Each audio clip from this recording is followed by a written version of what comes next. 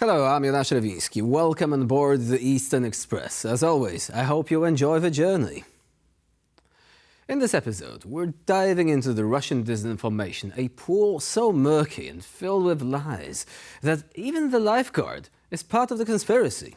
And who's splashing around in the deep end, you ask? Well, it's the Kremlin, backstroking through falsehoods like an Olympic swimmer on steroids, which, coincidentally, they might also deny.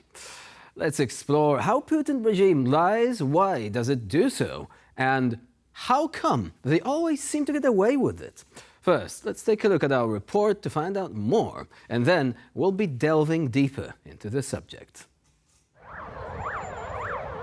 The attack on March 22nd has been described as the worst attack on Russian soil in the last 2 decades. What is more tragic, however, is that if Moscow had listened to warnings predating the incident, the loss of life could have been avoided. According to the White House, Washington sent Russia a notice saying that a terrorist attack in Russia was likely. However, heeding the warning would have been a sign of weakness given its source.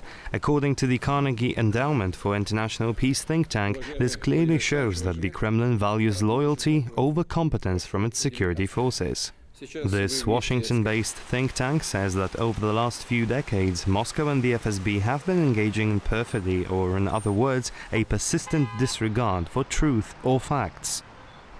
This attitude is also apparent in the way the Kremlin reacted to the incident. Almost immediately, Russian officials, including Vladimir Putin, tried putting the blame for the terrorist attack on Ukraine. This continued even as the Islamic State affiliate ISIS-K claimed full responsibility for the attack.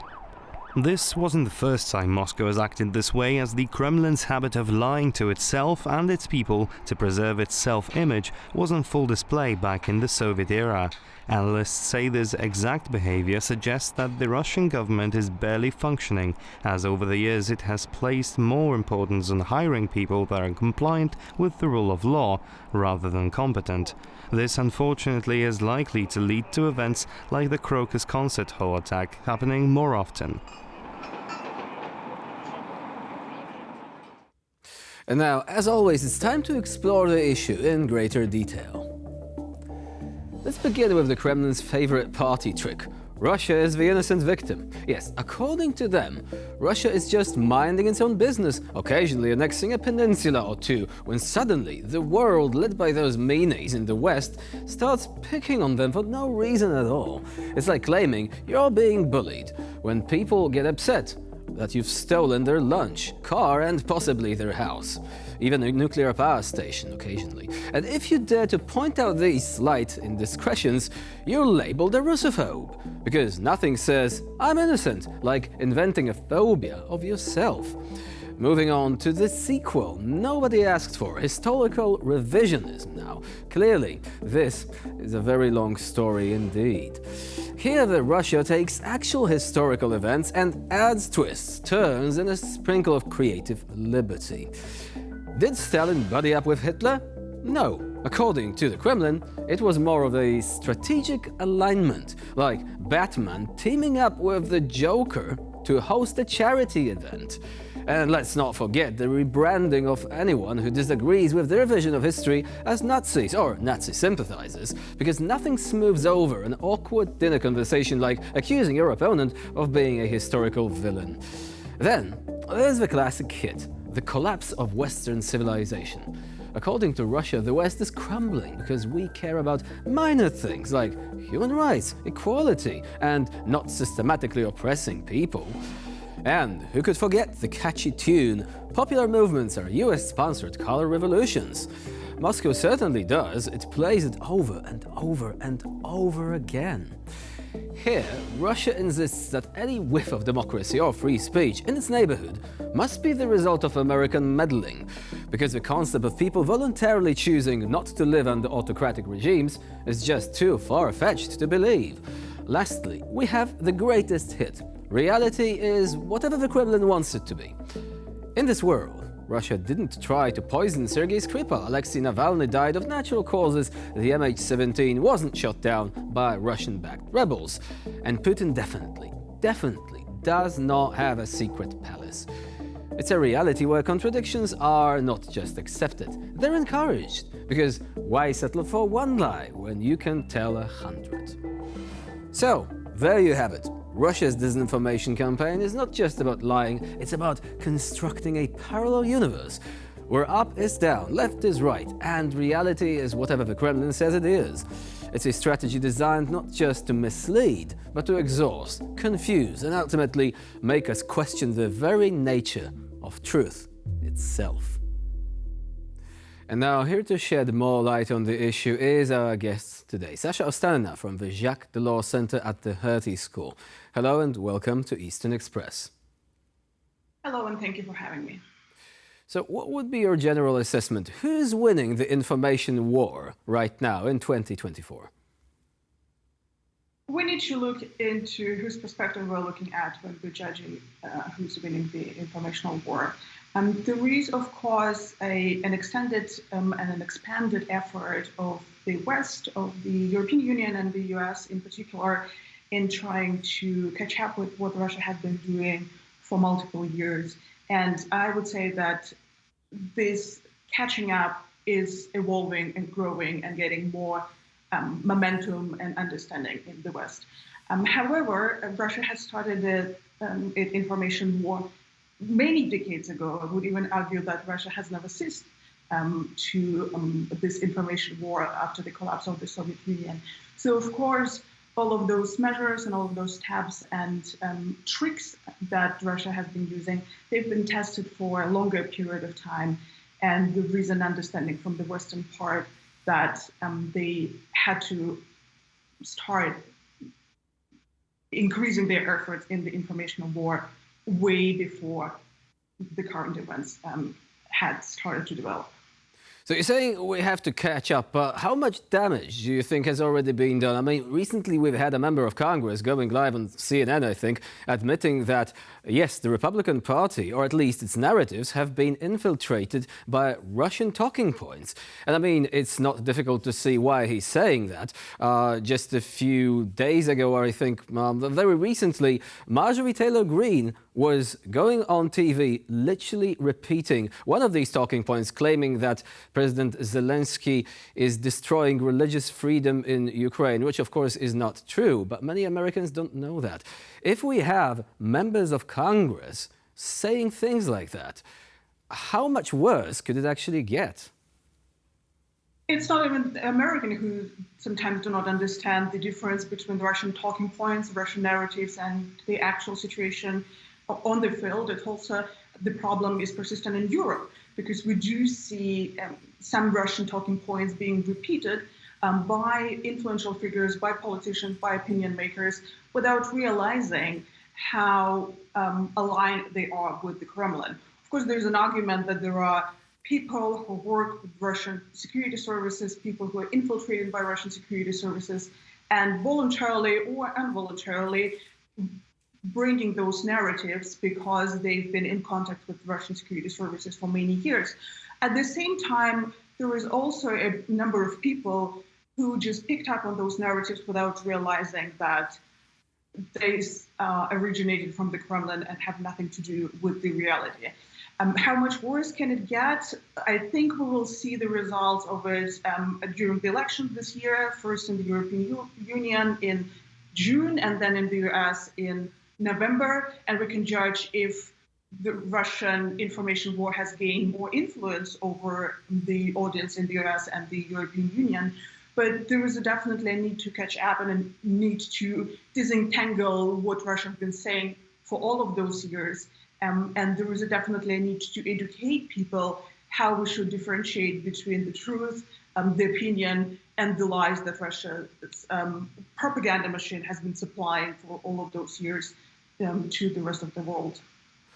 Which is to say, well, how much worse could it get? We could have a US president repeating Russian talking points. Now, the times we live in, right? But you actually make an excellent point here. Recently, the Washington Post has published an article in which it goes into excruciating detail on how this whole system actually works. And now you've mentioned that many people might not be aware of the fact that they are in fact reading and then regurgitating Russian propaganda. This seems to have been exactly the point. I mean, the whole system was based upon news outlets which could then, appearing somewhere across the world, like in the Middle East or in Africa, producing a piece of fake news. Then it is being picked up upon by ostensibly legitimate sources in the West, English language sources, but they can be traced to Russia. Thing is, when this is released out into the open, the original sources can often go blank, they just vanish, and so it's untraceable. Do you think that we actually have any sort of methods to counter this sort of information laundering operation? Because this is what it is really, malign influence being spread with hardly any methods to track it down to its original source. We do have methods to stop this misinformation and disinformation being spread. One of those methods is just to ban Russian language propaganda TV channels or newspapers that are still operating in Europe. I mean, I live in Germany, in Berlin, and the RT, Russia Today office, is still operating despite being sanctioned by the European Union. The same goes with a few Russian language newspapers in Germany that are openly being sold without any restrictions. And I do believe that if we go deep and check the content, that's going to be one of the sources where people get misinformation and disinformation originated from Russia. So there are methods how to curb this Russian influence, and there were attempts to use those methods, and unfortunately they were just not successful, because you not only need to introduce those methods, you also need to implement them. And this implementation part is still missing. My question would be why? One hypothesis would be that there's simply not enough people who would go after and then keep an eye on whether A, this new media outlet is still functioning, or B, whether it has been closed and then reopened in a different form. And so, yeah, there is this implementation part that still needs to be improved. And I'm not even talking about media organizations that are functioning from within Russia or from other countries that are still have some influence in the EU and in the US, because thanks to the internet, everyone can access them. Well, it's this eternal freedom of speech dilemma, right? I mean, this is what has made us so powerful as democracies. We have freedom of speech. We are not telling anyone what to think. But on the other hand, dictatorships, they don't have restrictions like that. So they will ban everything they don't like. They will use legislation like the foreign agents law that Russia has introduced. So effectively, they control their own information space, not letting anyone in. But we, understandably, we have qualms about this. What if we go too far? What if we just start to shut down news outlets, and later on somebody will say, wait a minute, this was not disinformation, this is simply something the government of this country or that country does not agree with. So how do you think it is possible to maintain a balance here? I mean, full and complete lack of controls doesn't seem to be an option anymore. So we need to do something. But how far should we go?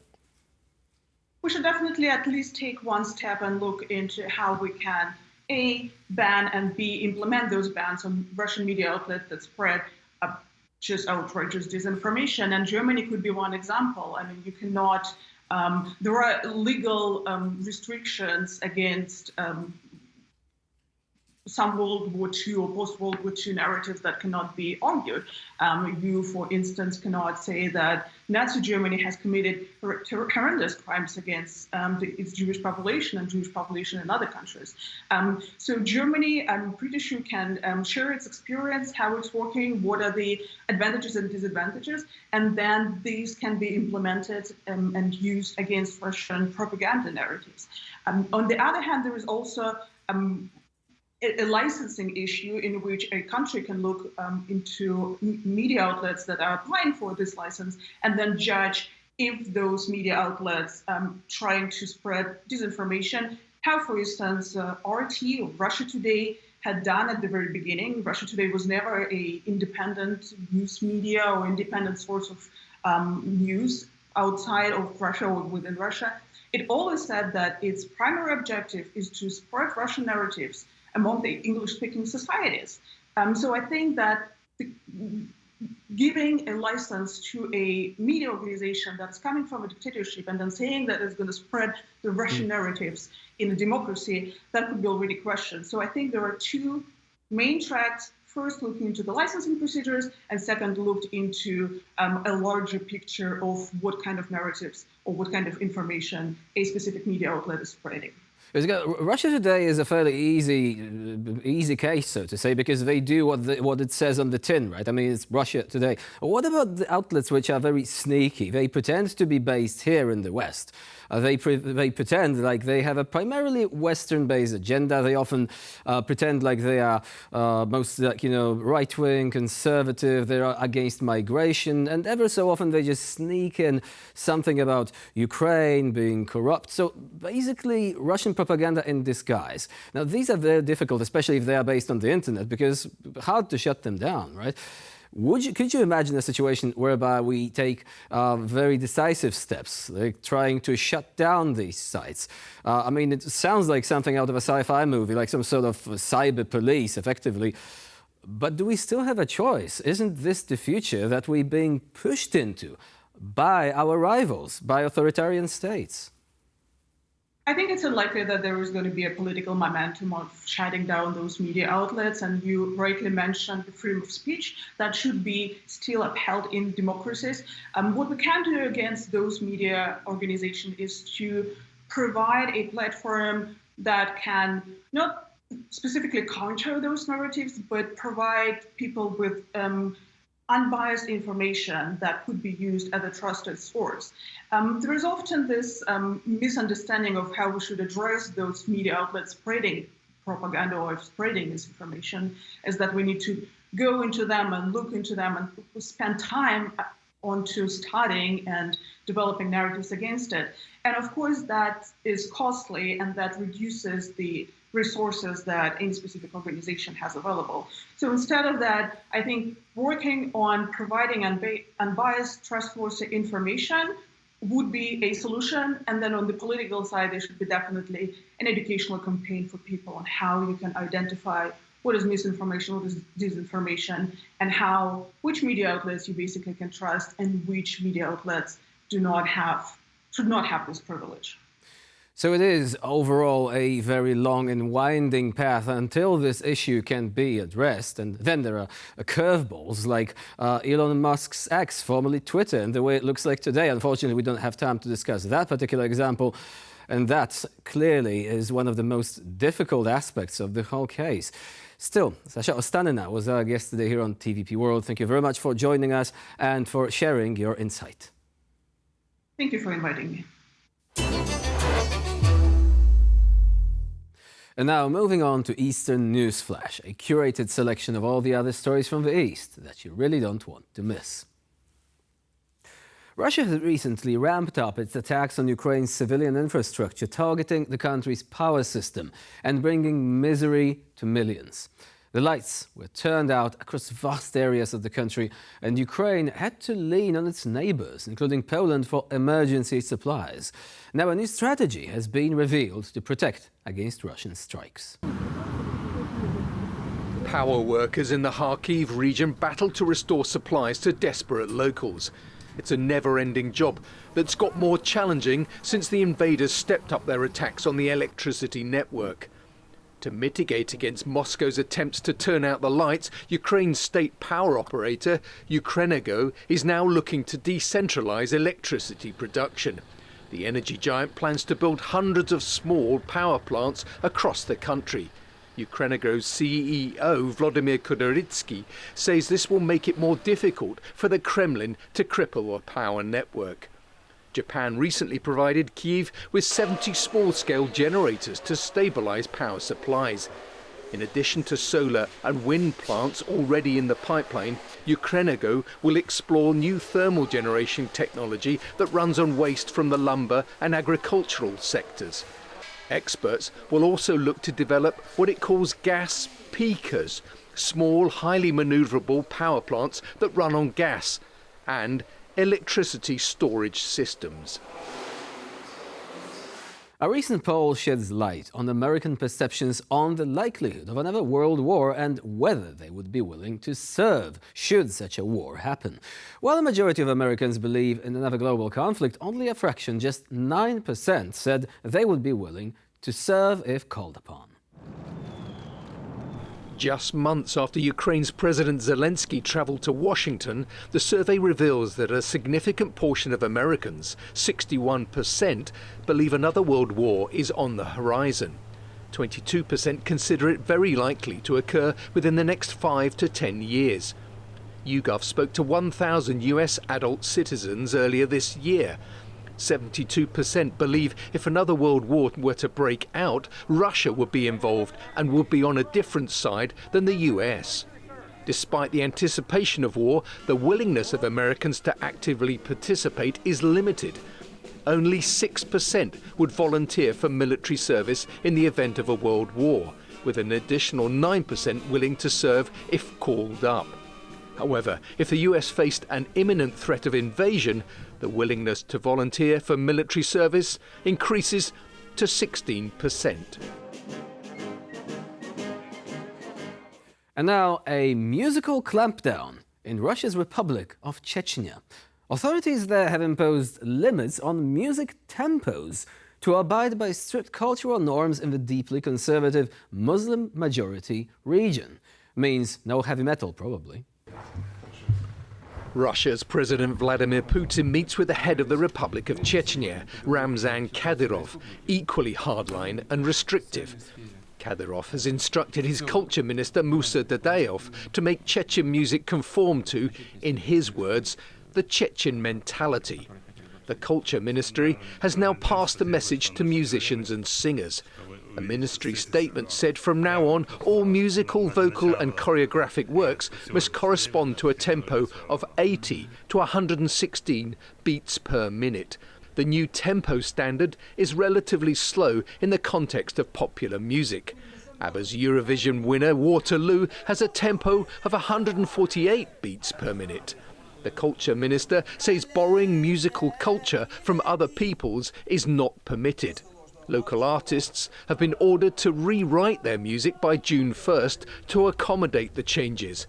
Otherwise, they will not be allowed for public performance.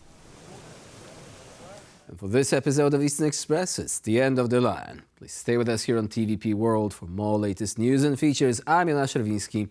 Bye for now.